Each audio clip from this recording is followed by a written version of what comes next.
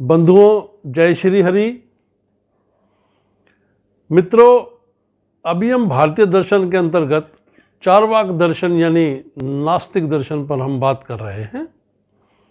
क्योंकि नास्तिक दर्शन में मुख्यतः तीन दर्शन होते हैं, जिसमें चार्वाक दर्शन, जैन दर्शन और बौद्ध दर्शन। तो चार्वाक दर्शन और जैन दर्शन पर मैं पहले ही वीडियो बना आया हूँ। चार्वाक दर्शन नंबर 1, नंबर 2, नंबर 3, नंबर 4 और नंबर 5। तो जो 3 और 4 नंबर वाला है वो जैन दर्शन का है और 5वां जो है वो बौद्ध दर्शन का पहला भाग है। अब आज इसी के अंतर्गत छठा वीडियो प्रस्तुत करने जा रहा हूँ। उम्मीद करता हूँ कि आपको मेरे द्वारा बनाए और बताए उन सभी नास्तिकवाद के तथ्यों से बहुत कुछ जानकारी मिली होगी और उम्मीद करता हूँ कि आगे मिलेगी भी। भले ही आस्तिक दर्शन हो या नास्तिक दर्शन, या किसी के विषय में अपनी नज़र से गुजरे वो हर एक पल जिन्हें आपने किसी के साथ रहकर गुजारे हों और जिन्हें बड़े अच्छे से महसूस भी किया हो, उसे आप कितने ही अच्छे तरीके से बताने का या लिखने का प्रयास करें, आप कभी भी उसको पूरा या यूं कहूं कि हूबहू नहीं बता पाओगे, न लिख पाओगे। फिर भी भले ही थोड़े शब्दों में कहो, लेकिन कहने का जो भाव है या जो आप कहना चाहते हैं उसी से स्पष्ट हो जाता है कि आप क्या कहना चाहते हैं, क्या समझाना चाहते हैं। कोई भी दर्शन छोटा नहीं होता और किसी भी दर्शन को हम बहुत कम में या सीमित दायरे में नहीं रख सकते। पिछले वीडियो चार्वाक दर्शन 5 में जो बौद्ध दर्शन भाग नंबर 1 में मैं आपको बता आया हूं कि किस प्रकार से सनातन धर्म की पुनः स्थापना और बौद्ध धर्म को भारत में फैलने से रोकने के लिए हमारे ही देश के शंकराचार्य, कुमारिल भट्ट, मंडन मिश्र और बहुत सारे ब्राह्मणों ने बहुत काम किया उस पर, और अपने स्तर पर उन्होंने खूब प्रयास किए कि बौद्ध धर्म को नीचे करके और सनातन धर्म को पुनः स्थापित किया जाए। इस बीच में गढ़ जो है वैसे मुख्य वो बनारस है और वहीं से बहुत सारी कथाएं चलती हैं, बहुत सारी, वो चाहे वास्तविक हों या मिथक हों। तो माइनस में लाने के लिए वहाँ से जो कथा चली वो एक काल्पनिक कथा, 10 अवतार की काल्पनिक कथा, जिसमें बुद्ध को भी भगवान विष्णु का 9वां अवतार मान लिया गया था और बताया गया है, ताकि भारतीय जनमानस को भ्रमित कर पुनः सनातन धर्म की स्थापना करें और कर्मकांडी व्यवस्था को स्थापित। जैसा कि अभी तक के जितने भी धर्म दुनिया में हैं, सभी के 2 या 2 से अधिक फाड़ हो गए हैं। ऐसे ही बुद्ध के जाने के बाद इनका जो, जिसे हम बौद्ध धर्म कहेंगे, उसमें भी 2 फाड़ हो गए और उस 2 फाड़ के बाद फिर और बहुत सारे उसके टुकड़े हो गए। और मजे की बात यह है कि मानते सभी बुद्ध को ही हैं, उनके सिद्धांतों को भी मानते हैं, लेकिन अपनी अपनी सोच के साथ। इसका जिक्र भी मैं आगे करूंगा। पहले बुद्ध के दर्शन को समझते हैं कि मानव कल्याण में उनका क्या क्या योगदान रहा। इतना तो सभी जानते हैं कि बुद्ध राजा शुद्धोधन के पुत्र थे। उनका जन्म ईसा पूर्व 563 में वैशाख पूर्णिमा के दिन हुआ था। छोटी सी उम्र में विवाह कर दिया गया। वो मैं पीछे भी एक कथा में बताकर आया हूँ जिसका शीर्षक है बुद्ध पूर्णिमा पर विशेष। उसको भी आप देख सकते हैं, मैं उसका लिंक डिस्क्रिप्शन में भी दे दूंगा। तो छोटी उम्र में उनका विवाह कर दिया गया। एक दिन राज्य विहार पर निकले तो जीवन ही परिवर्तित हो गया। पहले एक बीमार को देखा, व्याधि में लिपटा हुआ व्यक्ति। फिर एक बूढ़े व्यक्ति को देखा जरा, और फिर एक मृत व्यक्ति को 4 कंधों पर दूसरों के उठाए हुए देखा। बस उत्पन्न हो गया वियोग, मन तड़प उठा, दिमाग में, मस्तिष्क में भूचाल आ गया कि ये सब क्या। बस निकल पड़े व्याधि, जरा और मृत्यु का हल ढूंढने। कई वर्ष तपस्या की उन्होंने, और जैसा जिसने कहा और जिस विधि से तप करने को कहा, उपासना करने को कहा, उसे उसी तरह से उन्होंने संपन्न किया। और सत्य की प्राप्ति से पहले पूरा 1 वर्ष, धन्य है महात्मा बुद्ध जिन्होंने पूरा 1 वर्ष एक चावल के दाने पर प्रतिदिन खाकर अपना गुजारा किया। वो भी एक तपस्या का अंग था। फिर एक रोज थक हार कर उसी वृक्ष के नीचे बैठ गए जिसे आज बोधि वृक्ष कहते हैं, और प्रण ले लिया कि या तो सत्य की प्राप्ति होगी या मृत्यु। और उसी रात ज्ञान की प्राप्ति हुई। और यहां भी एक मजे की बात और है, वो ये कि उस दिन भी वैशाख पूर्णिमा ही थी। सत्य की प्राप्ति के बाद अब समय था समाज में फैली हुई कुरीतियों, अंधविश्वासों को दूर कर मानव जीवन को सही राह दिखाने का कार्य करना, जो इतना आसान नहीं था। भारत में चारों ओर कर्मकांडी ब्राह्मणों का वर्चस्व था। वेदों में लिखित बहुत से ऐसे प्रश्न जिनके उत्तर हजारों वर्ष के बाद आज दिन तक भी कोई नहीं दे पाया। लेकिन उसी को आधार बनाकर अज्ञानी मानव को कर्म कांडों में फंसाकर ब्राह्मण लोग अपना पेट भरने में लगे रहते थे। कर्म कांड के नाम पर, हवन के नाम पर, बलि के नाम पर, मंत्र जाप के नाम पर लोगों से खूब पैसा लिया जाता था। जबकि छोटी से छोटी बीमारी, कष्ट आदि से लेकर बड़ी से बड़ी विपत्ति या दुर्घटना को शांत करने के लिए किसी न किसी देवता को मनोनीत किया हुआ है, और हवन आदि कर उनसे प्रार्थना की जाती थी कि उक्त बीमारी अथवा कष्ट को दूर कर उसका निवारण करें। उसी संबंधित देवता को आवाहन कर, बुलाकर ये कहा जाता था, ऐसी मान्यता थी। लेकिन हाल ये था कि मर्ज बढ़ता ही गया ज्यों ज्यों दवा की। तो बुद्ध का कहना था कि यदि हमें चोट लगी है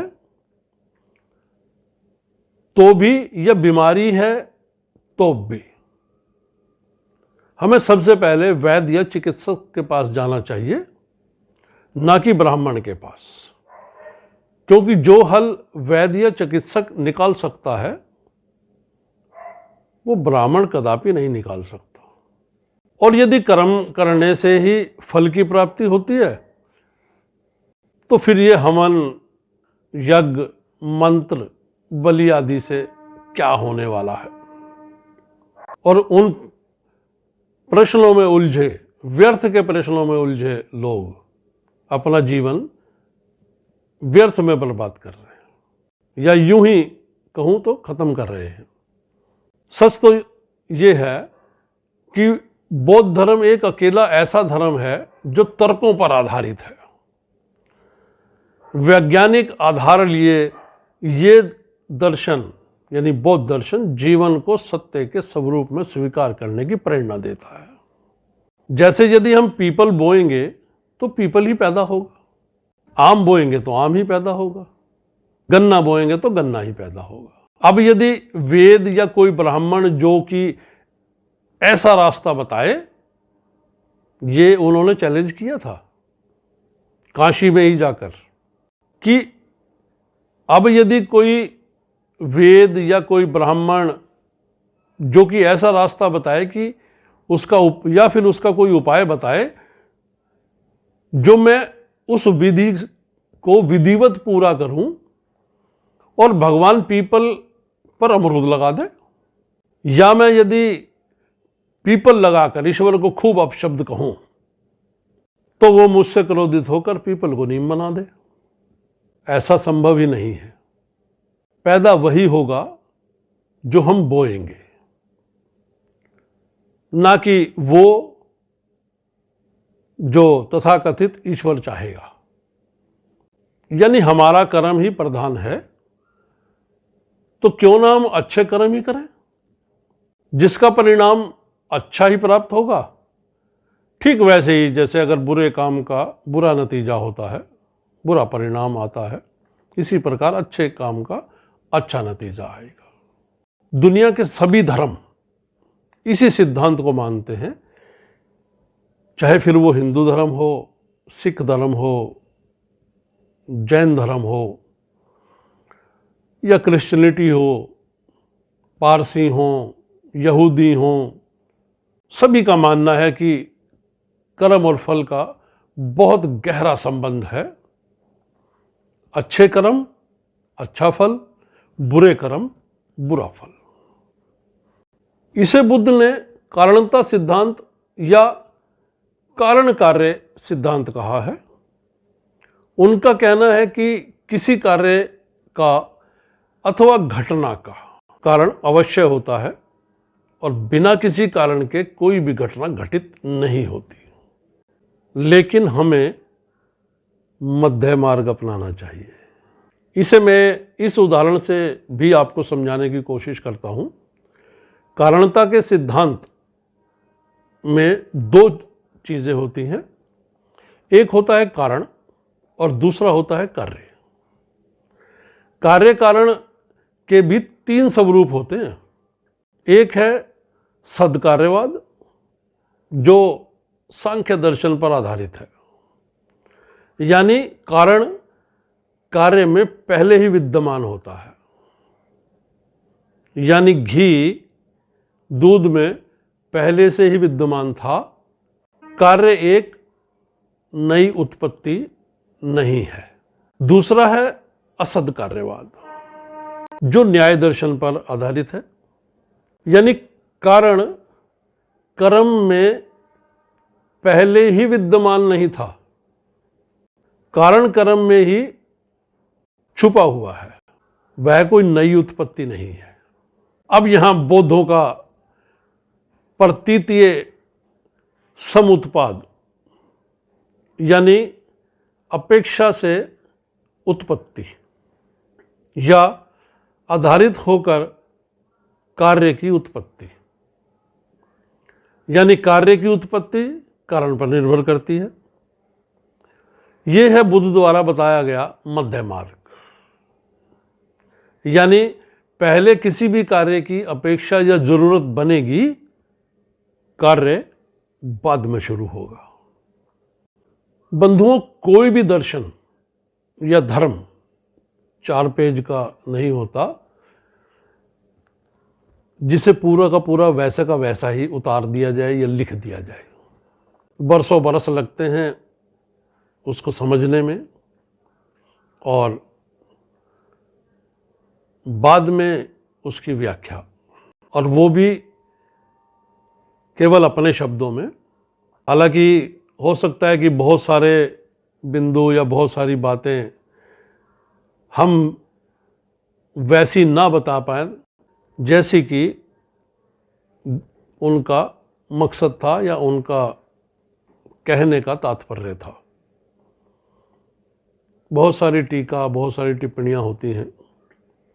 मैं एक बहुत छोटा अदना सा व्यक्ति, महात्मा बुद्ध के या भगवान बुद्ध के दर्शन की जब मैं बात कर रहा हूँ तो मैं अपने आप को बड़ा सौभाग्यशाली समझता हूँ, और आप भी मेरी नज़र में सौभाग्यशाली हैं कि आप इसको पूरे ध्यान से, पूरे तन्मयता के साथ इसको सुन रहे हैं और विचार भी करेंगे। ये मुझे पूरा विश्वास है कि इस पर आप विचार भी करेंगे। एक और उदाहरण से समझते हैं कि बौद्ध धर्म कितना तार्किक और वैज्ञानिक और सत्य पर आधारित रहकर जीवन को मध्य मार्ग से जीने की प्रेरणा देता है। परमात्मा की जब भी बात आती है तब बुद्ध चुप हो जाते हैं और गहरा मौन धारण कर लेते हैं, लेकिन आत्मा पर उनके विचार इस प्रकार से हैं कि यदि हम आत्मा के बारे में बात करें तो वेद कहते हैं कि आत्मा अजर, अमर, अविनाशी, शाश्वत, नित्य और अपरिवर्तनशील है। वही चारवाक दर्शन कहता है, या चारवाक दर्शन के मुताबिक आत्मा होती ही नहीं है। शरीर खत्म तो सब खत्म। भस्मभूतस्य देहस्य पुनरागमन कुतः। तो उनका मतलब यह है कि शरीर खत्म तो आत्मा खत्म, तो सब कुछ खत्म। बुद्ध कहते हैं कि वेद आत्मा को अपरिवर्तनशील यानी अटल, स्थिर, नित्य मानते हैं। चारवाक उसका होना मानते ही नहीं है, सिरे से नकार देते हैं कि नहीं, आत्मा कुछ नहीं, एक बार शरीर गया सो गया, सब कुछ खत्म। अब बात यह है कि दोनों में ही अति है उनके हिसाब से, बुद्ध के हिसाब से दोनों में ही अति है। दोनों ही अति की बात करते हैं, एक होने की, एक ना होने की। एक कहता है, दूसरा कहता है बिल्कुल नहीं। ये अति का प्रमाण है। अब जबकि बुद्ध अपना मत जब देते हैं तो वो कहते हैं कि आत्मा प्रति क्षण बदलती रहती है, परिवर्तनीय है, क्योंकि वह पंच तत्वों के मिश्रण से बनी है। जिस प्रकार आग, पानी, हवा, पृथ्वी और आकाश सदैव चलायमान है, उसी प्रकार इनसे बनी आत्मा भी अपना स्वरूप बदलती रहती है। बुद्ध धर्म के अनुयायियों की संख्या 3 कारणों से पूरे विश्व में बढ़ती रही। पहला कारण था बुद्ध द्वारा कुरीतियों पर कुठाराघात करना, तर्कों द्वारा कर्म की प्रधानता को सिद्ध कर दिया। दूसरा, उस समय के राजाओं का संरक्षण प्राप्त था। और तीसरा, चूंकि वो स्वयं राजा की संतान थे तो लोगों को लगता था कि एक राजा का बेटा सन्यासी हो गया तो जरूर कुछ विशेष बात है और विशेष घटना ही घटित हुई होगी। तो लोग उस ओर झुकने लगे। और एक और विशेषता यह थी कि बौद्ध धर्म में प्रवेश बहुत ही आसान था। कोई भी व्यक्ति, स्त्री, पुरुष, बस 3 बार इन शब्दों को दोहराकर बुद्ध का अनुयायी बन सकता था। बुद्धं शरणं गच्छामि, संघं शरणं गच्छामि, धम्मं शरणं गच्छामि। इसी प्रकार से महात्मा बुद्ध ने 4 आर्य सत्य भी बताए ताकि व्यक्ति ज्ञानवान बन सके और अपने आपको, स्वयं को या अपने दुखों को, अपने कष्टों को समझ सके। जिसमें जो पहला आर्य सत्य है वो है दुख। हर व्यक्ति दुखी है, किसी न किसी कारण से दुखी है। इस संसार में जितने भी व्यक्ति हैं, आपको लगता है कोई अरबपति, खरबपति भी व्यक्ति है, वो भी दुखी है, ध्यान रखिएगा। और एक जो झोपड़ी में रहता है, फुटपाथ पर रहता है, भीख मांग कर गुजारा करता है, उसका तो दुख नजर आ ही रहा होता है। पहला जो है वो है दुख, जो आर्य सत्य है। दूसरा है दुख का कारण, कि दुख किस कारण से व्याप्त हुआ, क्या कारण हुआ कि वो दुख आया। तीसरा है निरोध, यानी हमने दुख पर रुकावट कैसे लगानी है कि आइंदा दुख ना आए, कष्ट हमें ना सताए। और चौथा जो है वो है दुख के निदान का मार्ग, यानी चौथा मार्ग है जिसे हम कहते हैं कि दुख के निदान का मार्ग है। इसे संक्षिप्त में समझ लेते हैं। पहला है दुख, तो उसका कोई कारण जरूर होगा। यह दुख किसी के जीवन में प्रवेश यूं ही नहीं कर जाता। दूसरा है कारण, यानी हमें दुख के कारणों का पता लगाना चाहिए कि दुख हमारे शरीर में या हमें क्यों व्याप्त हुआ। तीसरा है निरोध, यानी हमें वो कार्य नहीं करने चाहिए जिससे हमारे जीवन में दुख व्याप्त हो, उस पर हमें रोक लगा देनी चाहिए। वैसे तो हमारे दुख का मूल कारण हमारी वासना, तृष्णा, राग, द्वेष, क्रोध आदि होते हैं।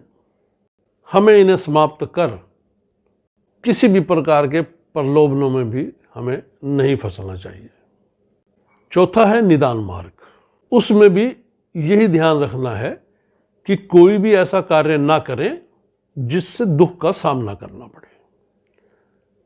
कोई भी ऐसे शब्द हम ना कहें जिसका गलत प्रभाव किसी के मन मस्तिष्क पर पड़े, जिस कारण दूसरा व्यक्ति हमसे लड़ने लगे या हमें अपशब्द बोलने लगे, जिससे हमारे मन में और बुद्धि में बहुत हलचल मच जाएगी, जिसे हम आज की भाषा में कहते हैं बीपी का बढ़ जाना, तनाव का बढ़ जाना, हाइपरटेंशन। इसके साथ ही जीवन में साफ सुथरे और सभ्य तरीके से जीने के लिए भी महात्मा बुद्ध ने अष्टांग मार्ग का निर्माण किया। सच में यह तरीका, या यूं कहूं कि ये सिद्धांत इतने वैज्ञानिक हैं कि यदि हम सभी इनका पालन कर लें तो सबसे पहले तो विश्व में शांति छा जाएगी। दूसरा, प्रकृति, प्रत्येक प्राणी, समस्त वनस्पति और पशु पक्षी सभी का जीवन खुशहाली से भर जाएगा। बुद्ध का मानना है कि हमारे दुखों का मुख्य कारण कोई और नहीं, हम स्वयं ही हैं। तो वो जो अष्टांग योग की बात की, यदि हम उसे अपना लें, और वो है क्या, उनका कहना है कि सम्यक दृष्टि, हम समान दृष्टि से सबको देखें।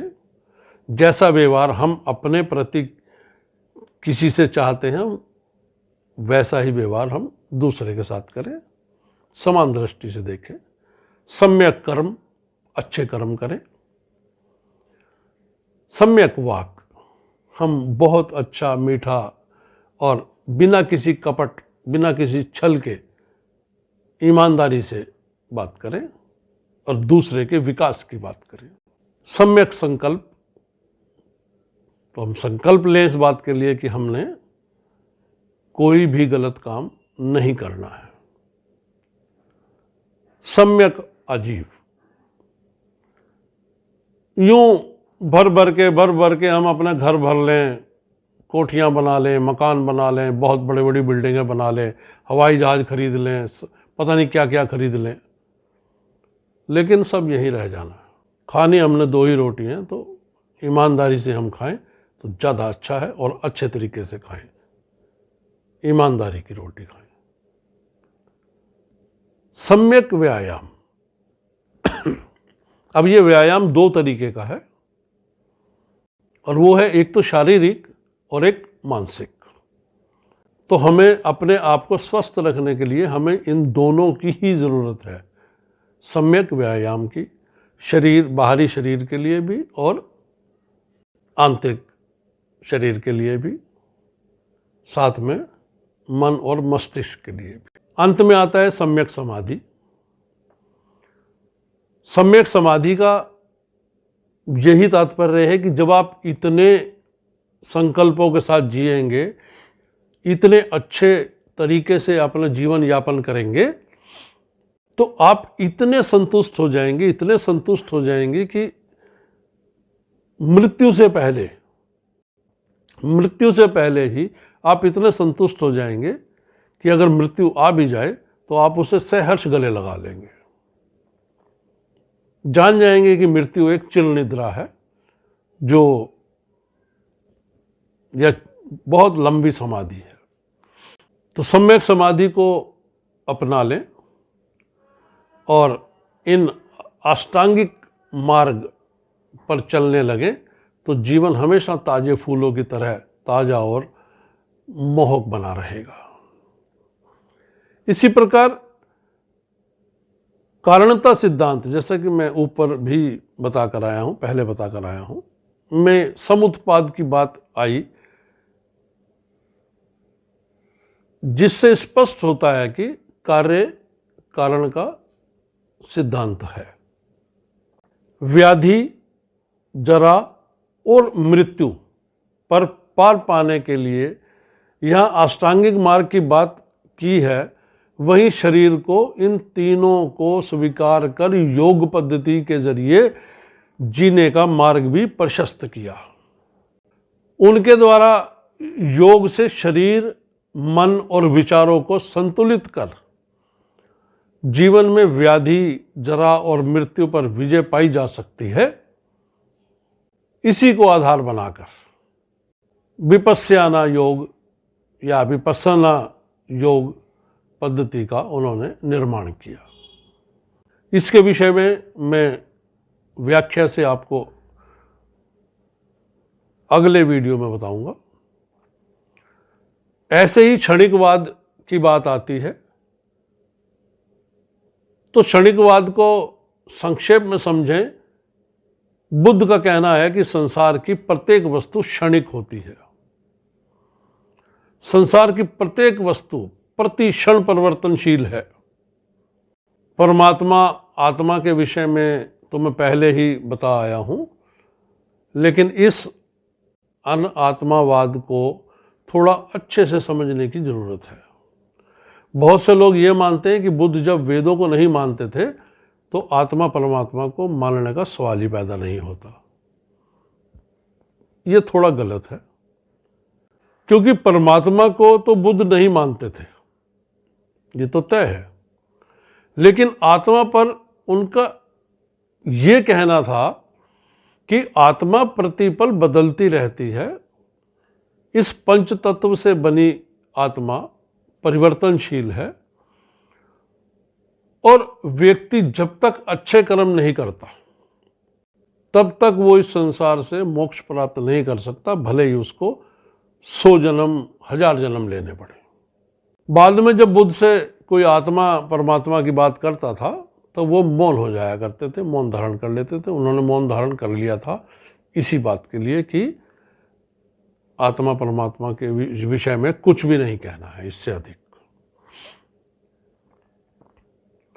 उनके शरीर त्यागने के बाद उनके मौन को आधार मानकर सबसे पहले 2 मत बने, एक हीनयान और दूसरा महायान।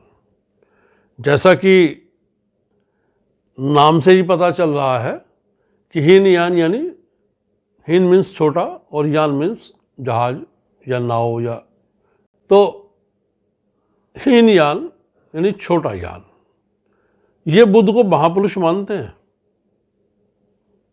उनकी मूर्ति बना के पूजा नहीं करते।